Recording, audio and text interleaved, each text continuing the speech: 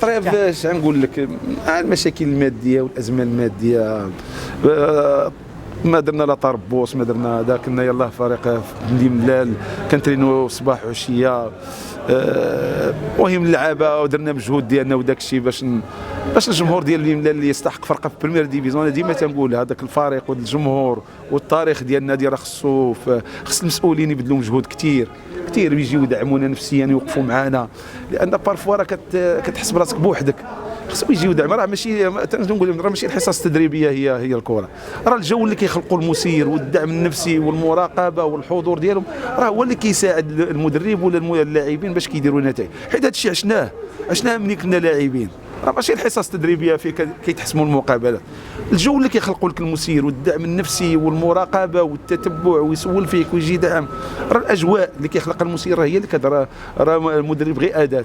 على اي حال انا راضي على لو جو ولا الطريقه ديال اللعب باش كيلعب فريق بني ملال.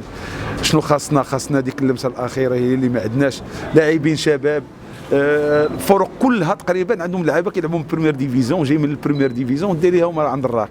هذوك اللعابه ديال البريمير ديفيزيون كي اكومبانيو دوك لي جوور وكيعطيهم الثقه وكذا. مع الاسف الازمه الماديه اللي كانت عند رجاء بني ملال ما جابوش اللعابه اللي عندهم خبره وداك الشيء، لان ملي كتكون الازمه الماديه المسيرين تيوليو غير يديروا لا جيستيون. ونبهتهم انايا قلت لهم ودي راه خصنا هذا لكن زعما كديروا مجهودات وداك الشيء ماشي عليا انا، على قبل الفريق ديال بني ملال والرجاء بني ملال والتاريخ ديالو، انا راه غير اداه من الادوات ديالها.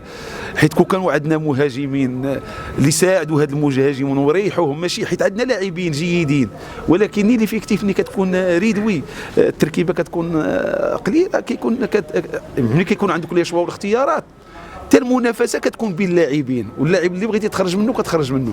ملي كيكون عندك سيرتو او نيفو داتاك انك تبغي في لاطاك، خصنا ان نيميرو 10، خصنا ان لي، خصنا ان لي غوش، خصنا دو زاتاكون على الاقل 5 ولا 6 باش، حيت او نيفو داتاك راه كاين لاعبين شباب راه ما كاينش اللي عندهم الخبره. على اي حال برافو اللاعبين، برافو القتال ديالهم، بقاو امنين، بقاو حتى لاخر دقيقه. نتمنى الحظ يولي عطينا يبتسم لينا باش